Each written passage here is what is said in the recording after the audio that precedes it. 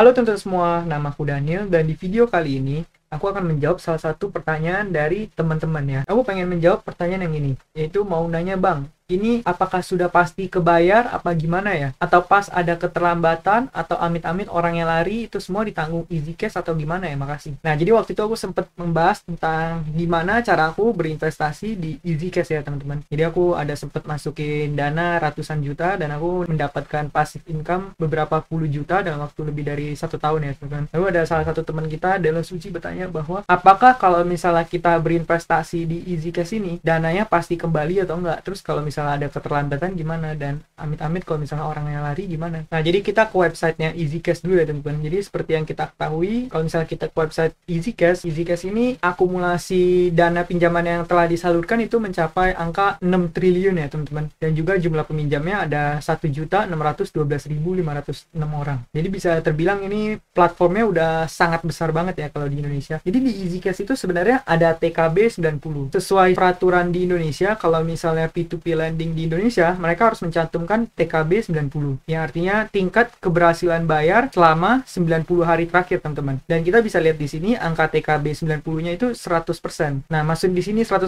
apa? Artinya adalah semua dana yang disalurkan selama 3 bulan terakhir itu nyampe 100% ke tangan investornya lagi, teman-teman. Jadi Easy Cash berhasil mengembalikan semua dananya kembali ke tangan investor. Nah, tapi apakah artinya Easy Cash di platform Easy Cash itu gak ada yang gagal bayar? Nah, nggak gitu, teman-teman. Jadi kalau menurut aku pribadi, pasti sebenarnya di platform ini juga tetap ada yang gagal bayar. Namun sesuai peraturan dari OJK, kalau misalnya walaupun suatu platform P2P lending ada yang gagal bayar, namun somehow P2P lendingnya atau institusi P2P lendingnya bisa mengembalikan dana investor, maka TKB-nya akan dihitungnya berhasil, teman-teman. Jadi ini bukan angka tingkat gagal bayar ya. Kalau tingkat gagal bayar, aku rasa pasti tetap ada juga peminjam yang gagal bayar. Namun somehow pihak dari Easy Cash bisa mengembalikan dana dari investor. Entah itu mereka menggunakan keuntungan operasionalnya, atau menggunakan dana asuransi, atau dana provisi, atau gimana pun. Jadi kalau misalnya mereka berhasil mengembalikan uang ke investor, maka dihitungnya berhasil. Nah, sesuai pertanyaan, kalau misalnya ditanya apakah pasti terbayar atau enggak, sebenarnya jawabannya ya nggak pasti juga, teman-teman. Karena yang namanya investasi, walaupun performa masa lalunya baik, hal itu nggak bisa menjamin di performa masa depannya bakal terjadi hal yang sama lagi ya, teman-teman. Jadi kalau misalnya dibilang udah pasti atau enggak, jawabannya adalah enggak. Karena yang namanya investasi itu semua pasti mengandung resiko. Bahkan kita investasi di platform yang paling kecil resikonya juga tetap ada resiko, teman-teman. Itu kita investasi di deposito. Deposito kan itu udah paling aman banget ya, walaupun returnnya nggak seberapa, tapi kan amannya super duper aman. Kalau misalnya tiba-tiba banknya bangkrut, gimana? Sama aja, kita juga bakal kehilangan dana kita, teman-teman. Walaupun mungkin ada tanggungan dari pemerintah sebagian ya, teman-teman. Nah, jadi jawabannya adalah kita nggak bisa menjamin di kedepannya bakal bisa dibayar. Yang kita bisa lakukan hanya langkah antisipasinya. Langkah antisipasinya gimana? Nanti aku bakal jelasin di tab ini ya, teman-teman. Kalau misal pertanyaan kedua, apakah ada keterlambatan kalau misal amit-amit orang yang lari, itu gimana? Apakah ditanggung dari Easy Cash? Ya, jadi kalau misalnya ada keterlambatan, ini aku masih kurang tahu sih, teman-teman, karena selama aku investasi di sini, aku belum pernah mengalami yang namanya keterlambatan bayar. Jadi selama aku berinvestasi di sini selama beberapa tahun ini, semua dananya selalu kembali ke aku 100% ya, teman-teman, dan juga waktunya tepat waktu. Cuman mungkin kelemahannya dari Easy Cash ini adalah kalau misalnya kita mau narik dana, pasti kita butuh 3-5 hari, teman-teman. Nggak seperti platform lain seperti Asetku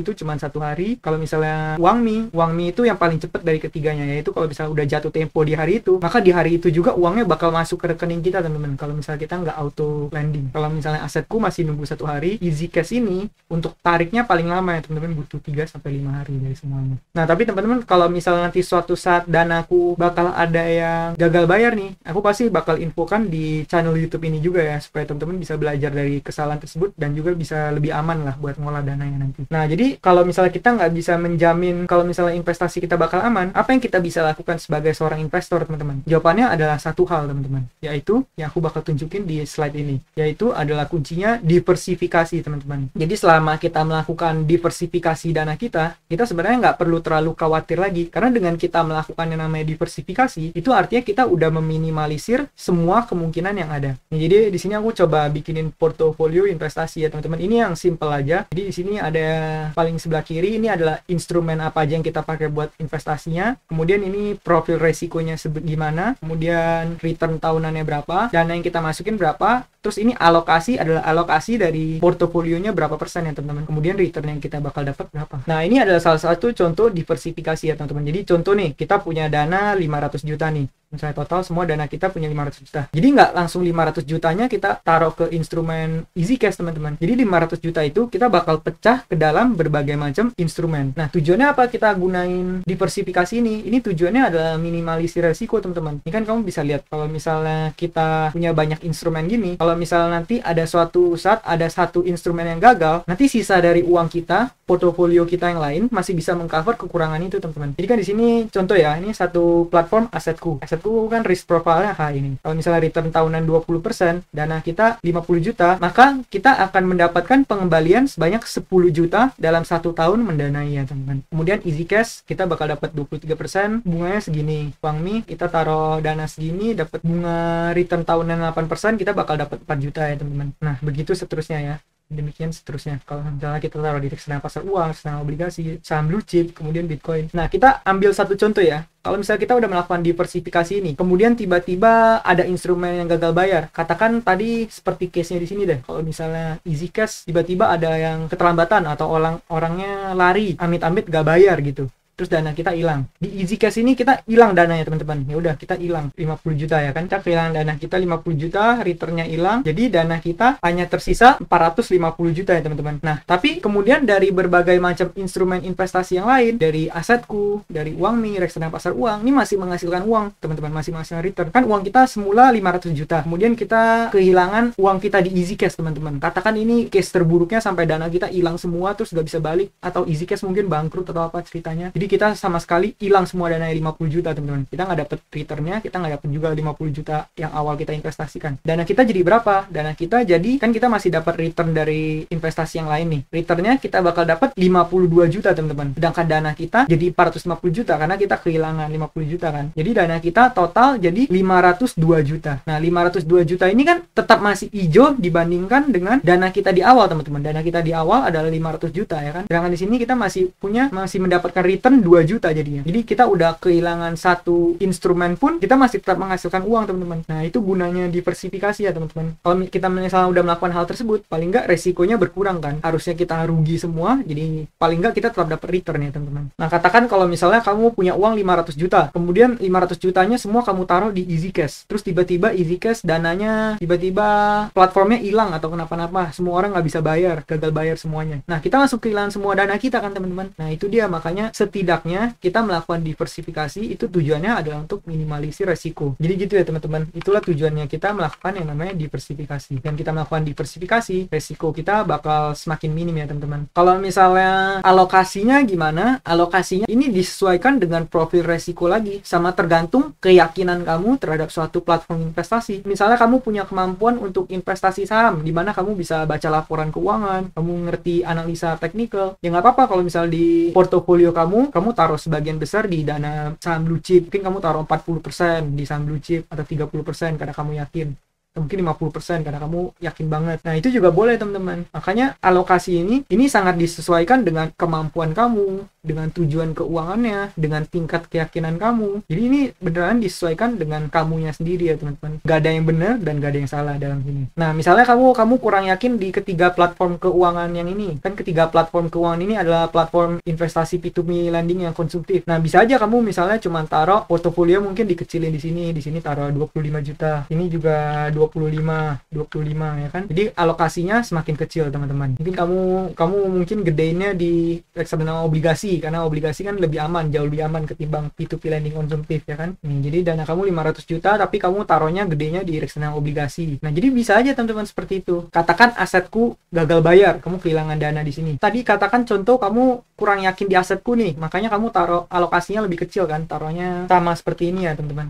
Kamu kurang yakin misalnya sama platform yang satu ini, ya udah kamu kamu taruh alokasinya lebih kecil nggak apa-apa, kamu cuma taruh 5% di asetku. Kalau misalnya uangnya berhasil kembali semua, kamu dapat 56 juta nih kalau misalnya returnnya berhasil semua. Tapi kalau misalnya asetku gagal bayar, kamu kehilangan dana kamu, terus returnnya juga hilang. Dana semula kamu 500 juta tapi berkurang karena misalnya asetku yang gagal bayar. Tapi di akhirnya setelah dihitung total bersama bunganya, investasi kamu tetap tumbuh. Uang kamu semula 500 juta sekarang jadi 526 juta. Jadi uang kamu tetap bertumbuh ya teman-teman, walaupun kamu kehilangan salah satu platform. Karena kenapa? Karena kamu salah satu platform ini kerugiannya di cover sama berbagai macam instrumen investasi yang lain teman-teman. Jadi yang satu mati, masih ada yang lain yang berhasil teman-teman. Strateginya gimana itu disesuaikan sama profil resikomu masing-masing ya teman-teman. Nah, jadi jawaban yang paling tepat untuk menghadapi problem yang satu ini, dimana kalau misalnya kita kehilangan dana kita, adalah kita melakukan yang namanya diversifikasi teman-teman. Dan kita melakukan diversifikasi ini, seburuk-buruknya performanya kita nggak mungkin langsung kehilangan semua dana kita lah ya kan. Semoga video ini bisa menjawab teman-teman ya. Nah, jadi buat Della Suci, semoga jawaban ini bisa sedikit membantu kamu ya. Kesimpulan dari video ini adalah kita nggak bisa menjamin suatu instrumen investasi bakal menghasilkan return ya teman-teman. Kita nggak bisa menjamin 100% suatu instrumen bakal berhasil. Karena yang namanya investasi semua memiliki resiko. Yang namanya investasi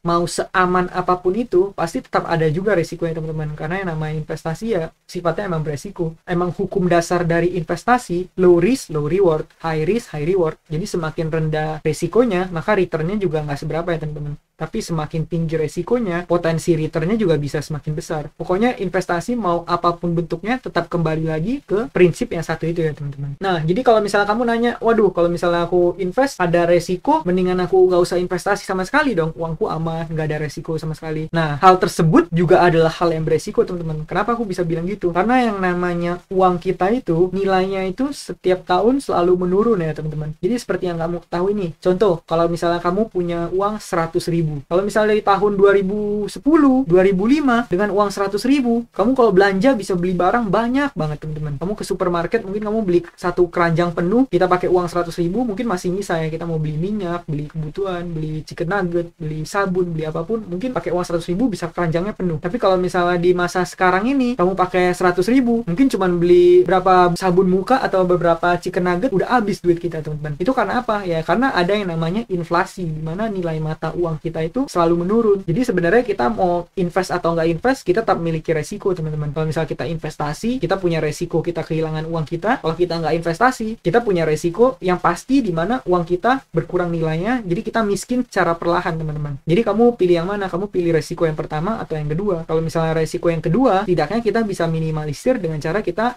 belajar personal finance, belajar literasi keuangan, belajar gimana cara investasi, belajar berbagai macam instrumen investasi. Makin kita paham sama suatu instrumen, maka kita punya potensi lebih besar untuk meminimalisir resiko teman-teman. Nah, ini kan aku sebut contoh-contoh banyak nih instrumennya. Tapi katakan kamu adalah seorang pengusaha atau mungkin kamu seorang investor properti, di mana kamu paling ngerti di bidang properti teman-teman. Di bidang properti ini kamu bisa ngerti gimana cara mengelola uang kamu. Gimana dengan uang 1 miliar kamu bisa bikin jadi 2M, jadi 4M. Nah, kalau misalnya gitu, ya otomatis akan lebih baik bagi kamu untuk menginvestasikan portofolio kamu gedenya di porsi yang satu itu ya teman-teman. Jadi yang namanya kita seorang investor, akan lebih baik kita investasi di bidang yang paling kita pahami. Misalnya kamu paling jago technical analysis, mana kamu jago analisa grafis, analisa tren, analisa berita, analisa flow saham, ya mungkin kamu boleh kalau misalnya portofolio kamu paling gede dipakai buat trading atau buat swing trading. Nah, jadi itu semua tergantung ke kamu sendiri sebagai investor ya teman-teman. Jadi kamu paling jago di bidang apa? Atau mungkin kamu bukan seorang investor nih, kamu mungkin investornya hanya sampingan, tapi kamu adalah seorang yang jago di bidang bisnis, dimana kamu bisa memutarkan suatu uang di dalam bisnismu dan menghasilkan lebih banyak uang lagi. Ya kalau konteksnya seperti itu, akan lebih baik kalau misalnya uang kamu pakai buat bisnisku sendiri, kamu putar di bisnis kamu. Nanti bisnis kamu menghasilkan uang lebih banyak, ketika kamu udah punya income yang gede, baru income-nya kalau misalnya kamu udah nggak bisa olah, udah nggak bisa invest ke bisnismu lagi, baru kamu investasikan ke instrumen keuangan seperti yang di contoh ini ya teman-teman. Jadi kita itu seorang pengusaha atau seorang investor, kita harus taruh uang kita di bidang yang paling kita pahami ya teman-teman. Kamu pahamnya di bidang apa, ya kamu investnya paling banyak di situ teman-teman. Nah, semoga video ini bisa membantu menjawab pertanyaan dari teman-teman, juga bisa memberikan insight-insight baru bagi teman-teman. Kalau misalnya teman-teman ada pertanyaan, nanti kamu boleh tulis di kolom komentar ya. ya. Nanti kalau misalnya aku tahu jawabannya, aku juga pasti jawab. Tapi aku mau disclaimer ya teman-teman, kalau misalnya jawaban dari aku itu belum tentu benar, karena aku sendiri adalah masih seorang belum investor yang jago, aku juga belum sukses. Aku hanya seorang karyawan biasa yang kebetulan aku punya passion di bidang investasi, dimana aku seneng banget invest, dan aku selalu menginvestasikan 80% dari penghasilanku teman-teman. Jadi aku hanyalah orang biasa yang seneng investasi. Nah, sekian video pada kali ini. Kalau misalnya teman-teman pengen bantu channel ini, kamu bisa menggunakan kode referralku yang udah aku tulis di kolom deskripsi di video-videoku ya teman-teman. Kamu bisa lihat kode referralku yang ada di sini. Di setiap video aku tulis kode referralku. Itu adalah berbagai macam platform investasi yang aku gunakan. Kalau misalnya kamu menggunakan kode referral tersebut, nanti kamu juga akan dapat bonusnya ya teman-teman. Jadi kalau kamu pakai kode referralnya, kamu dapat bonus, aku dapat bonus, kita sama-sama untungnya. Akhir kata, jangan lupa untuk selalu invest in yourself. Sampai jumpa di video berikutnya. Bye.